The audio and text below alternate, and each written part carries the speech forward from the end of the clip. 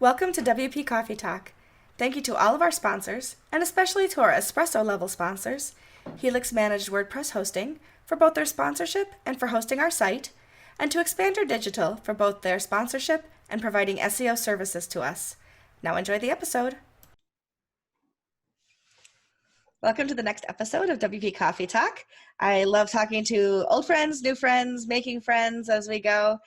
Twitter is a wonderful thing to put people in connection with one another, and that is how I met today's guest, Tevya Washburn. It's nice to have you here. Thanks for joining me. Thanks, Michelle. It's great to be here. Yeah, so we've been following each other, I think, about a year on Twitter. You wrote up some really nice reviews of, it was either Give or WP Business Reviews. I don't remember which one of our two plugins it was. And I was like, well, I got to follow that guy. Probably Give. We've been using it for one of our clients for quite a while now, and it's been awesome. Oh, fantastic. So yeah, when people say nice things, I tend to follow them because, hey, it's nice.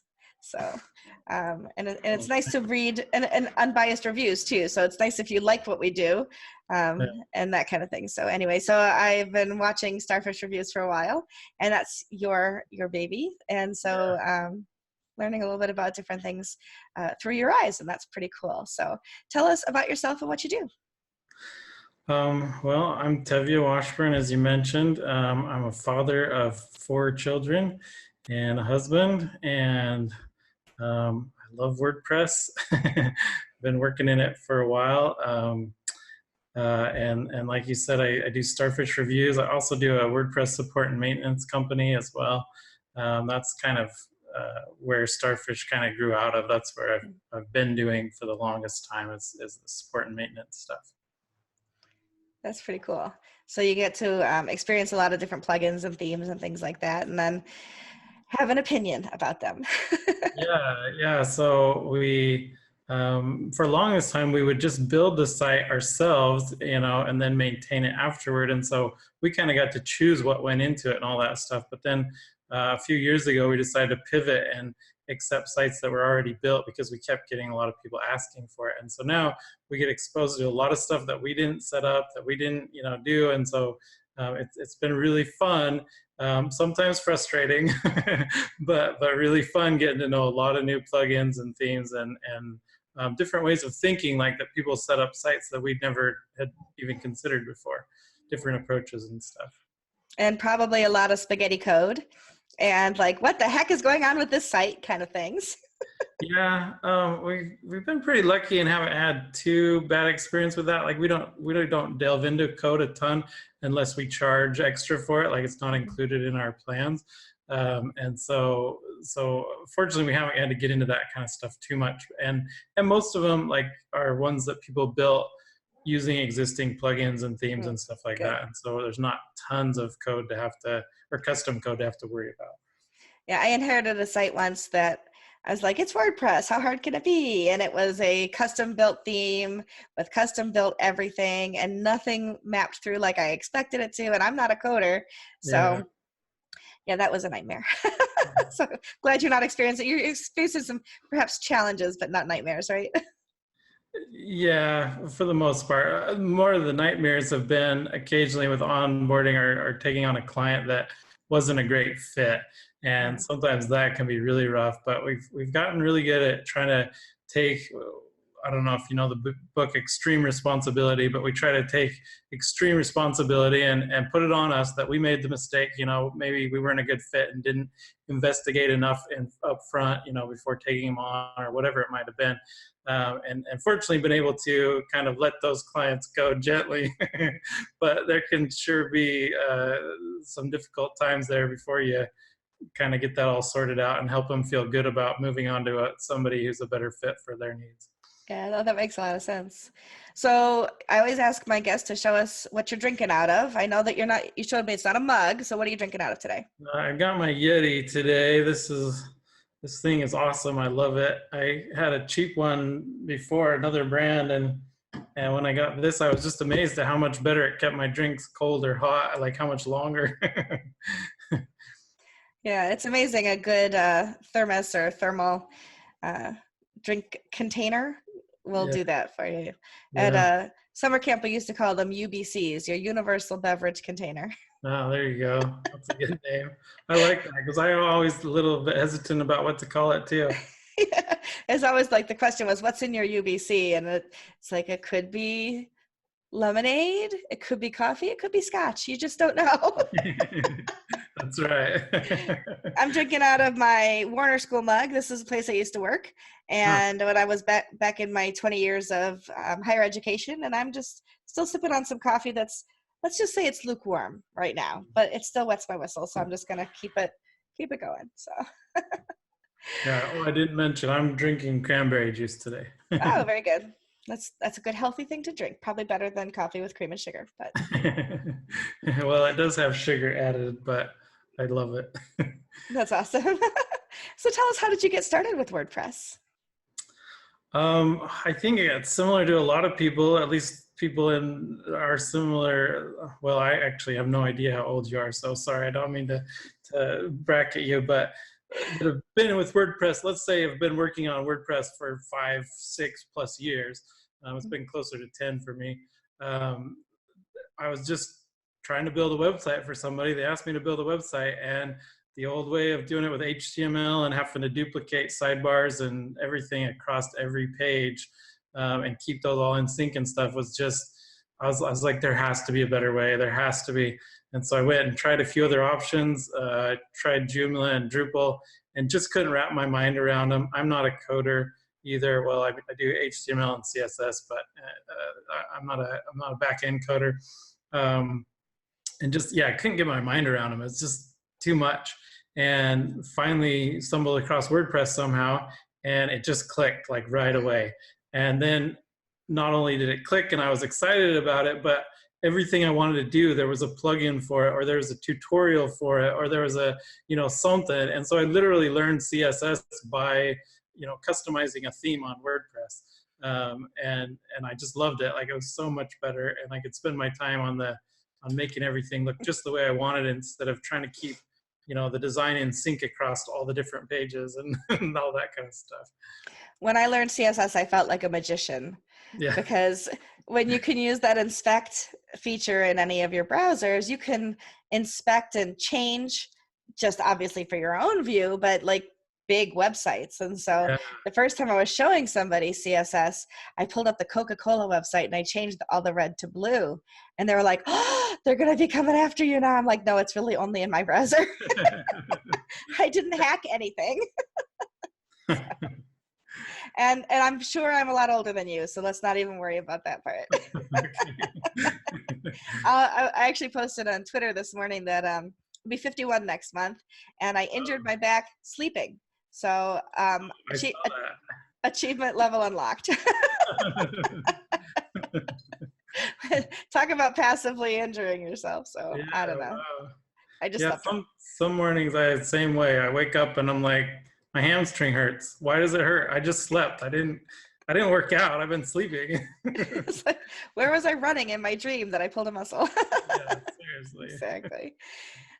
So what's something that you think that people, and you look at a lot of websites now, what's something you think people don't focus enough attention on that they should maybe focus a little more on to make sites stronger and better? That's a great question. I deal with a lot of people who don't have a ton of knowledge about it, obviously, because we're doing support and maintenance, or they don't have a lot of time. And so I guess I feel like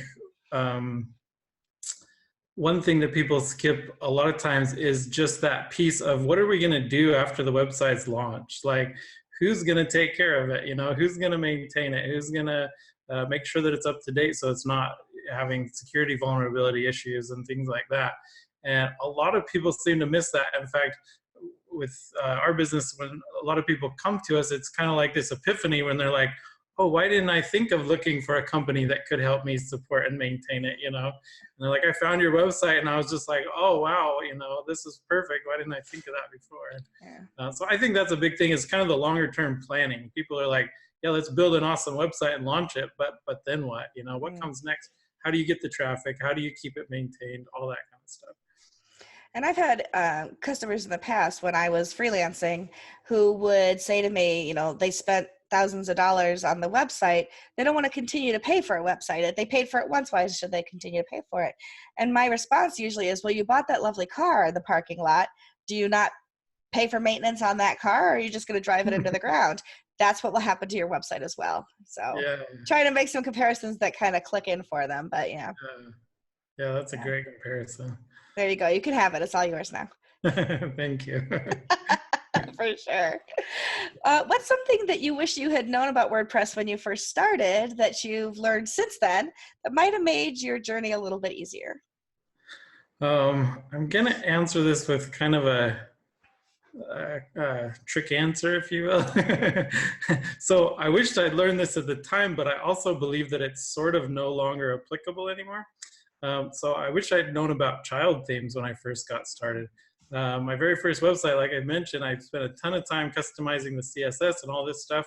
And then an update came out for that theme, and not even thinking about it, I updated it, and bam, it went back to everything default, you know, the way it was by the theme's creator.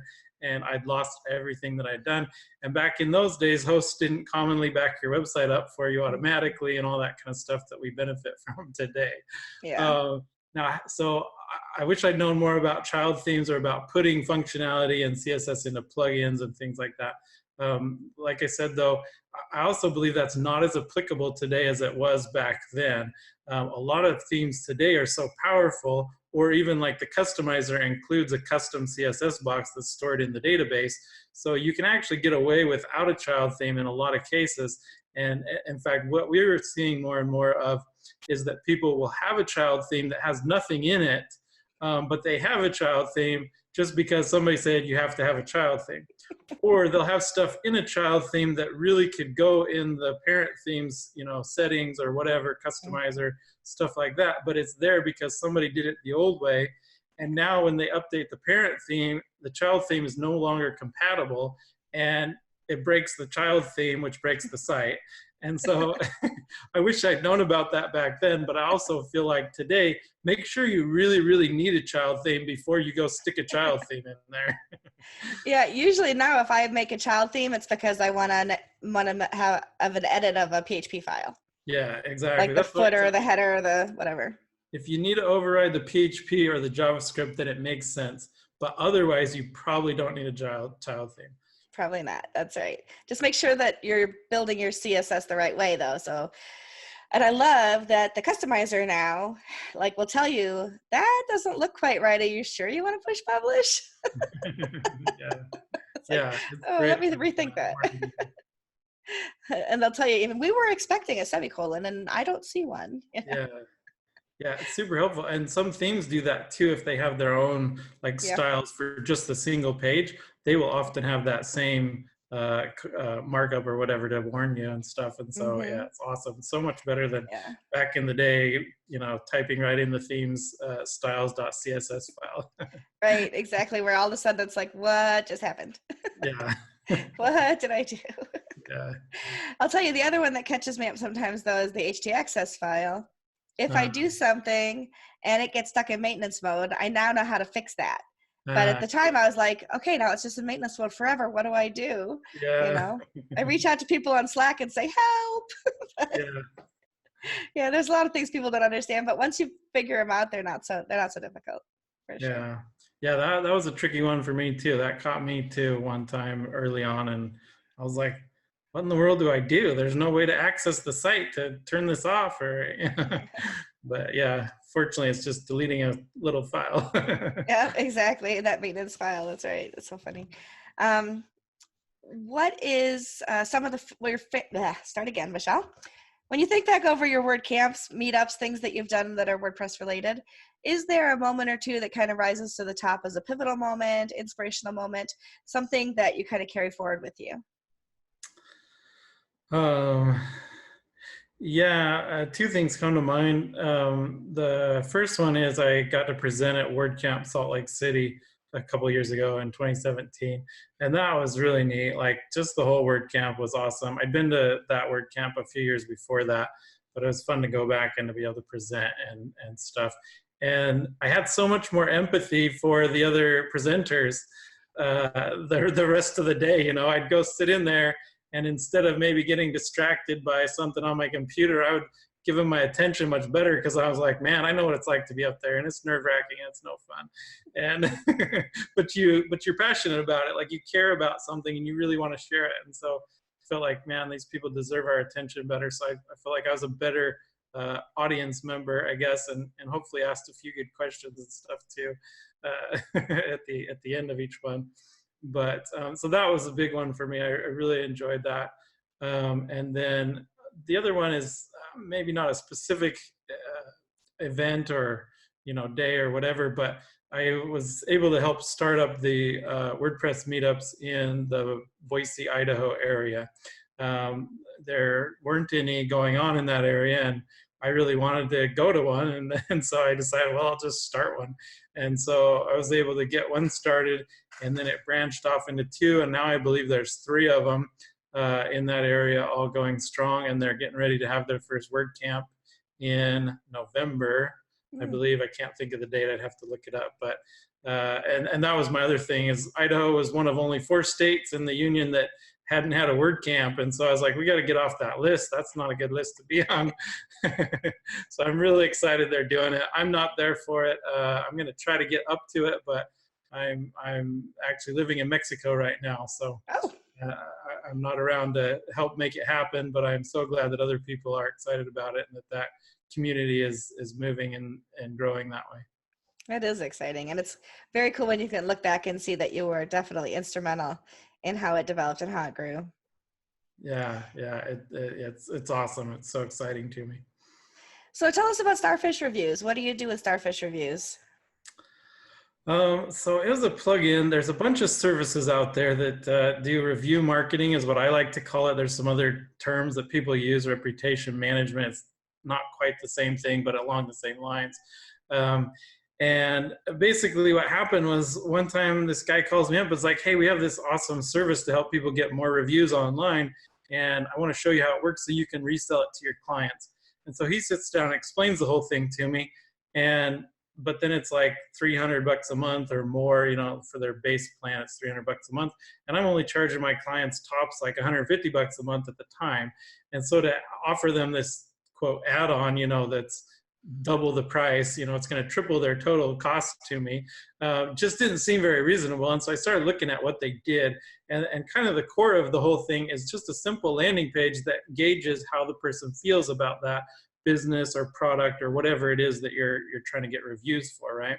So it says something like, how do you feel about, let's say, Starfish Reviews, my company, and then it gives them a thumbs up and a thumbs down option, and they can say which one they, how they feel about it.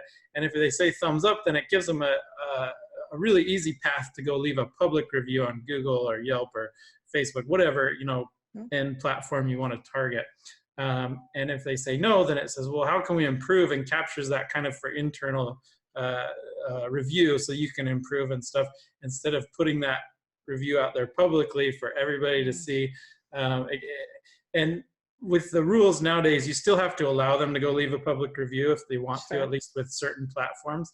So we still offer that option, but the first step is capture it for internal reviews, so we can try to take care of it first before it goes out there, and then try to worry about, getting them to change their review if we change their perception and all that hassle. It saves a whole bunch of hassle that way. And so when I realized that, I thought, we could probably build this, but I didn't think much more about it. We could probably build that core functionality.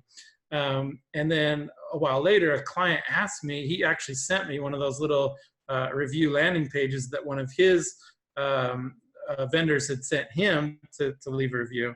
And he's like, could you do this for me? And I was like, well, yeah, actually, I think I could. And I've already thought about it a fair amount, but I haven't actually did it. And so I built kind of a minimum viable product. As I said, I'm not a coder. So I built it in Gravity Forms, and got it, all the basic functionality working in Gravity Forms, and put it on his website, and was like, here you go. And he started using it really actively. And within just a few months, he had increased his overall rating a whole bunch, and he'd gotten a ton of new reviews, 5-star reviews, and it helped his Google ranking as well because of it. And so I was like, wow, this really works. Like, I should offer it to my other clients. And then I thought, well, I don't want to have to go through that whole process. Like, it wasn't easy to set up, you know, it's a very manual, involved process. I was like, I should make a plugin so I can sell it to, or so I can sell it as an upgrade to all of them, make it easy on me. And then I was like, well, duh, I should make a plugin I can sell to anybody who wants to set it up on WordPress. And so I was able to get a developer to profit share partner with me and start building it out. And it's gotten really good feedback so far, and we're growing very slowly. We're small, you know, we don't have a big footprint like Impress does to get all these people excited about it. So we're growing slowly, but we're excited, and so far the feedback has been very positive. We've been able to continually improve it, make it better, and so yeah, that's Starfish. That's very cool. Very, very good. And so how do you find your other customers, the ones that come for maintenance? Are you marketing somehow? Are they word of mouth? How does that come to you? Yeah, a lot of word of mouth and mostly just content marketing. Like, we try to post good articles on our blog and, you know, post good articles on other blogs and stuff to give us a little bit of exposure and stuff. And that's most of it at this point. We're not, that business isn't growing real fast either, but it's at a good spot where it supports me and my team, so we can, you know, focus on Starfish Reviews and different things like that. We don't particularly need it to grow really fast, though. If anybody, you know, comes to us, we're not going to turn them away. There you go. Now, earlier this year, when somebody told me they had 4 kids and it was a woman, and I asked her, how does she manage to balance those kinds of things? And I thought afterwards, like, that's a pretty sexist thing to ask a woman, you know, how do you balance life? So I'm going to ask a guy now with 4 kids, how do you manage to find balance between work and family? Yeah, that's a great question. A lot of it is my wife. Like, I have to thank her. She is wonderful and takes care of the kids. And now that we're here in Mexico, they go to an immersion school part-time, but the rest of the time, then she's homeschooling them for the first time. I've never done this before, or we like the term world schooling or unschooling. Those seem more appropriate for what we're doing. Yeah, a lot of it's her. Like, I have to give her most of the credit.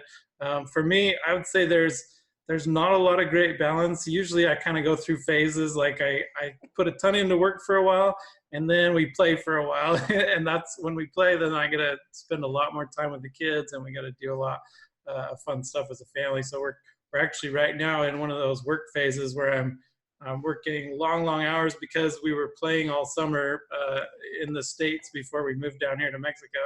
And so we had a really awesome summer, but now it's like crunch time and I gotta get a whole bunch of stuff done.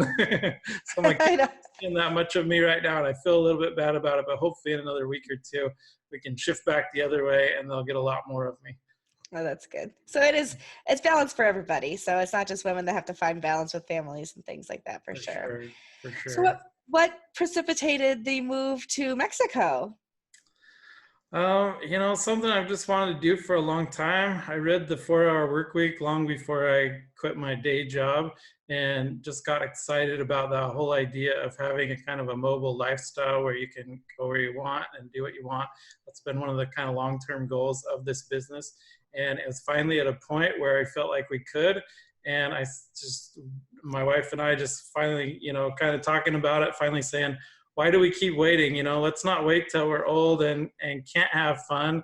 Let's just do it now. And the kids are young enough that they're not in, you know, a bunch of sports or anything like that where it's a big deal for them to leave it. Mm-hmm. And so it's a good time. We said, we'll just do it for a year, maybe 2 if it goes really well and we love it a whole bunch.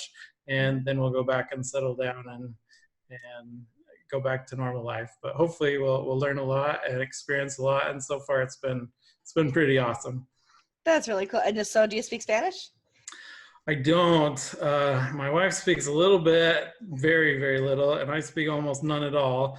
But we're trying to learn and, trying to study every day. I wouldn't be surprised if the kids pass us up here soon from their immersion school 3 days a week. Well, I'll tell you. So last Monday, my dad lived in Puerto Rico for 20 years. Oh, wow. And I took 5 years of French in high school and college, so I did not have any Spanish. Yeah. And just from going down to Puerto Rico once in a while, I picked up a few words here and there, but not enough to have a conversation. Sure. Monday, I downloaded on my phone Duolingo. Uh-huh. And I decided to pay for the app. You know, I wanted to learn faster than the free version would allow me, and I believe in paying Sure. for services. Sure. And it's amazing how much I've learned in 5 days already. Oh, really? So, yeah. That's I mean, great. it's all about things like the train station and the airport and, like those basic Yeah. things. But Yeah. yeah, We've been so, using the free version. Actually, my wife was just going to buy it the other day and couldn't find the right card-on file to get the right number off the back. oh, But yeah, we've been using it. She's been a lot more consistent than me, and I think was starting from a little bit higher, like I said, a little bit more knowledge than I have. But hopefully when work settles back down a little bit here, I'll be more consistent and learn more. there you go. It's a really good app. What I do is before I get out of bed in the morning and before I go to sleep at night, 15 minutes on the app, and it's just amazing how much I've been learning. I have some friends that speak Spanish, so I've been like talking to them about my pronunciation and trying to get it right, because I speak Spanish like a white girl, not gonna lie. Yeah, I'm sure I speak it like a white boy. There you go. That's a good idea to do it twice a day. I like that idea. I might have to try that. Yeah. I think maybe once a day isn't quite having it on the forefront of my mind quite enough. Yeah. And so it maybe makes it harder. So that's a good idea. I might try that. Thank you. You're welcome. And my secret that now the whole world will know, or, all of our listeners, sometimes I take the phone with me to the bathroom and I practice. So if my coworkers hear me speaking Spanish in the bathroom, now they know why. Yeah. Yeah. I think my wife does that too. You're kind of a captive audience there for a couple minutes, so you may as well make good use of your time. Yeah, for sure. So moving into what I call my rapid fire questions, take as much time as you need to respond to them, of course. But what are 2 or 3 plugins that you would recommend or almost consider must-haves if you were teaching somebody how to build their first website? I'm a long-time Gravity Forms user. A lot of people don't like that answer because there's no free version available. But I've been using it for many, many years now. And so I love it. It's one we put on every site pretty much. Even when we get new clients, if they have another plugin that like doesn't log the emails on the website or different things like that that can lead to problems, we'll usually swap it out for Gravity Forms so that we can, because we've run into that problem over and over. And if it's not, if the email doesn't get through and it's not saved on the website, then it's just gone. And Gravity Forms isn't the only one that does it, but that's the one that we know and have used the most. I'm also, again, kind of a traditionalist here. I really like all-in-one SEO, which has been around a lot longer than Yoast. And I have nothing against Yoast, the plugin or the people, but I've just used all-in-one SEO for a long time, and we find we still get really good results, even with pretty minimal setup, even without doing a lot of extra work and putting in separate meta on everything and stuff like that. So that's one I really like. I guess if you're trying to get reviews, you should throw Starfish Reviews on there. There you go. And then you could put WP Business Reviews on to display them beautifully on your site afterwards. Exactly. There you go. Those could go together very nicely, I think, actually. Yeah, they could. I'm going to have to take a look at Starfish and maybe think about putting that on one of my sites and see how it works. Cool. Yeah. Yeah. We'd love to use it. Thank you. I'll have to give it a try. At any point in your WordPress journey, have you had a mentor, whether it was an official relationship or somebody just kind of took you under their wing, or somebody that you really look up to as far as following what they do? And who was it? I can't think of any like one person. I've had a lot of help along the way, a lot of great people. One person that comes to mind, well, actually 2 that come to mind, and strangely enough, they're in the same company now, but Pippin from Pippin's Plugins, or EDD. Sandhills. Yep. Sandhill Development. Yep. He, as far as like building a WordPress plugin company, he's like kind of one of my idols. Well, Matt Cromwell and some of your people there, Impress as well. Like I really kind of idolize them. Like think like they're awesome. They do it right. I want to build a plugin business like they have built, something that's long-term sustainable, that gives some really good people some great employment that they can rely on and all that kind of stuff. So that's awesome. Then the other person I was going to mention was John James Jacoby. He helped me with something in the really early days of, and I don't even remember what it was anymore. I'd be surprised if he even remembered me from that, but more recently I've interacted with him just a little bit. He's like what I wish I could be as far as a coder goes. Like, I just don't code. My brain doesn't work that way, but man, that guy's brilliant. And I love listening to him and reading, his stuff that he writes. And just seeing his perspective on the way he, thinks about things and approaches things in the WordPress community. More recently, I've been following Rachel Cherry some too. I think she's doing some awesome things. I'm trying to remember what plugin. Oh, there's one called CPT Onomies. I don't know if you've ever heard of this, but it's a kind of a niche plugin. But if you ever need it, it's like so brilliant. And I don't think she works on it anymore. I think she's handed it off, but she originally started it, and that's what kind of clued me onto her. Like, just some brilliant thinking went into this plugin. And I hope I'm getting this right. I hope I'm not miscrediting her or associating her with the wrong thing, but I'm pretty sure that's where it was that I started following her. But she's pretty awesome too. Yeah, she's been really great in leading the charge of accessibility within WordPress specifically. The internet, of course, but within WordPress specifically, and within core. So that's pretty cool. What she's been doing with WP Campus is also pretty amazing. Yeah, she's definitely a go-getter. Yeah, for sure. Well, and the WP governance project too, which I think is really a good thing, a healthy conversation that we need to have. So yeah, absolutely. Yeah, and she and Morten Rand Hendrickson just stepped down from that, actually. So yeah, I saw that. Yeah, it's going to be interesting to see what direction that takes. So definitely watching with interest. For sure, me too. Other than the people you've mentioned, who's somebody else in the WordPress community that you admire, and why? Somebody else.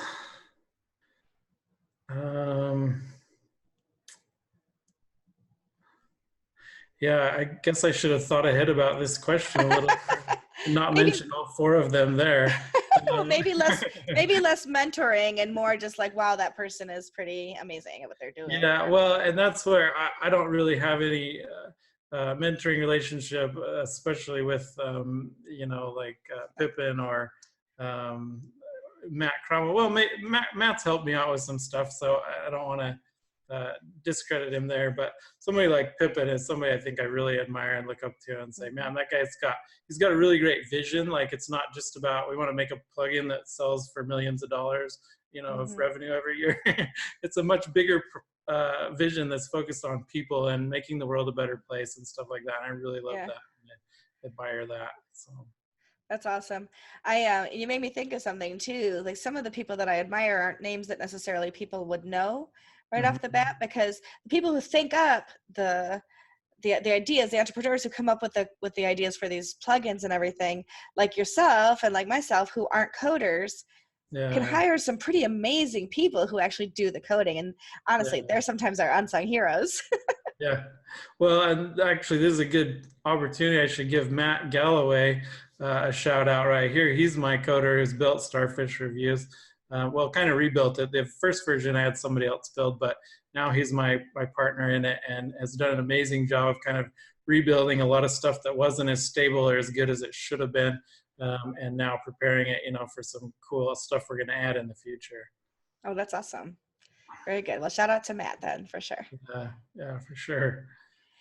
What's something that you'd like to learn in WordPress that you haven't tackled yet? I've always wanted to be better at marketing, so I feel like I do a decent job at content marketing because I've always been a good writer and stuff like that, but more just understanding the big picture and being able to pursue certain search terms or finding ways to get your content out in front of more people and stuff like that is actually something I've already started working on, and I think I'm making some pretty good progress and learning a lot of good stuff in that area. But that's something I've always wanted to be better at. I would also love to learn how to code a little more, like just to be able to understand, what people are doing. I feel like I understand the concepts pretty well. I have a pretty logical mind, but I don't, especially like JavaScript. I look at the code and I'm just like, I have no idea what this is. I can look at PHP a lot of times and kind of figure and fumble my way through it, and get it. But like JavaScript, I'm just like, this is like, it looks like alien code or something, like an alien language somebody dumped on there. Like, really? People can understand this? So Yeah, I I'm would with you love on to that. at least be able to read JavaScript. I guess maybe that's a more succinct answer. I love it. That's awesome. Yeah, I can do the CSS, the HTML. On occasion, I can tweak something in a PHP file, and I never do it on a live site, just for the record. But but yeah, that's where the end of my talent goes as far as coding. So I'm with you on that one for sure. I think I'm about the same as you then. What's the biggest WordPress mistake you ever made, and what did you learn from it? Biggest WordPress mistake. So this is a little bit bigger picture than just WordPress, but it was going for the cheapest option. Is maybe the short way to say it. Early on, when I started hosting a few sites and I had them, ready to go, I had somebody that I was working with on a few projects, and he was like, how much are you paying for hosting? And so I told him, and he's like, we can get you over on this one over here that I know how to do, and I'll go and I'll set it up. I'll set up the Linux and the whole stack, and get it all set up for you. cPanel and the whole works and whatever. Actually, it may not have had cPanel. It may have had something else, but that's beside the point. Anyway, he set it all up, and it ran good for about 2 days, and then it just was a nightmare for weeks and weeks afterward. And he literally, reinstalling the whole OS and all this stuff. And finally, at some point, I just had to say enough. Like, I can't take this. It's emotionally, it's killing me, and it's ruining my business because my client sites are offline and all this kind of stuff.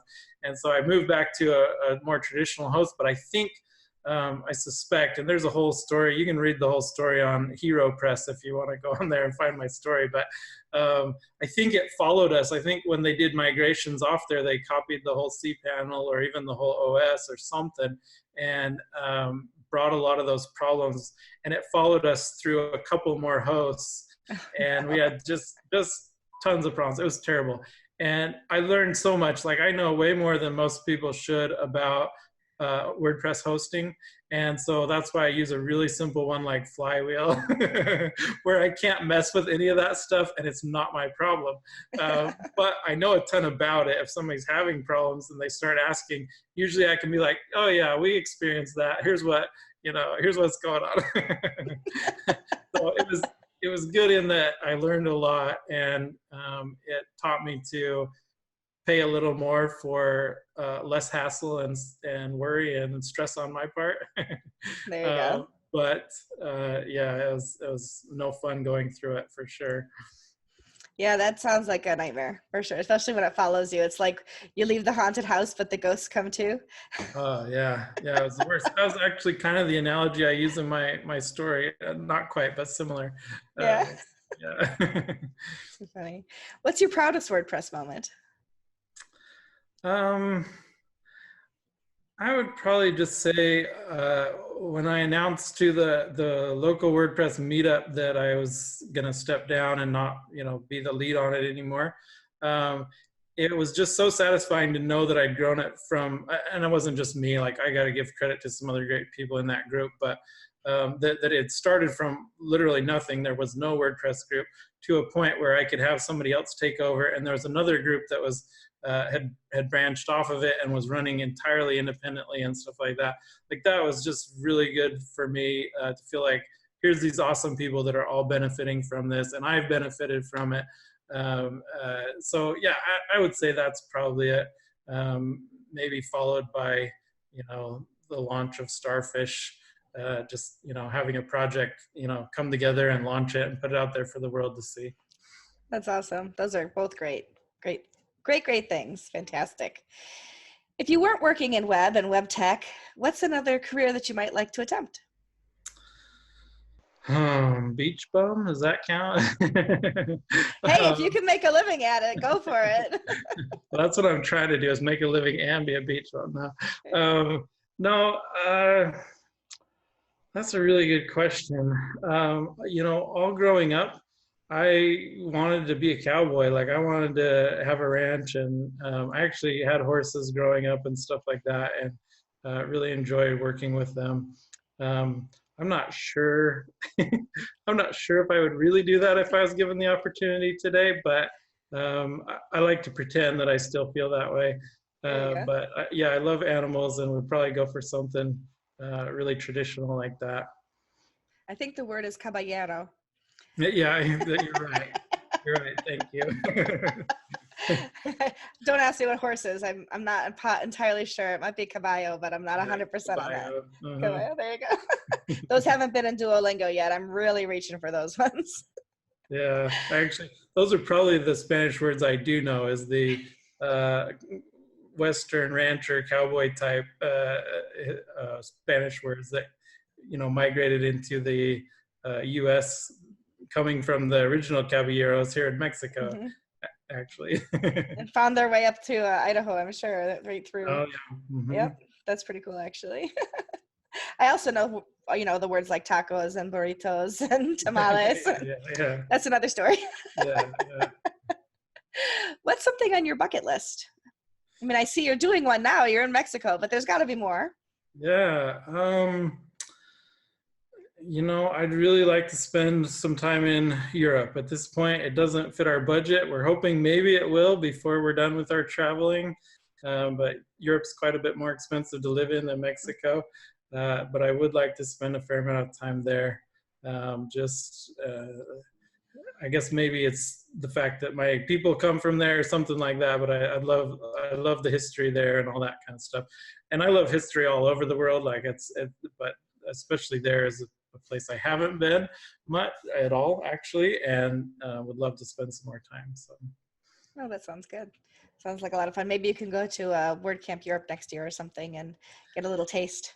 Yeah, that's on my list. I'd love to make that sync up and go to some big word camps and also stay in those places and stuff Yeah. too. So, And I heard WordCamp Asia is on the list for next year already. That's kind of exciting too.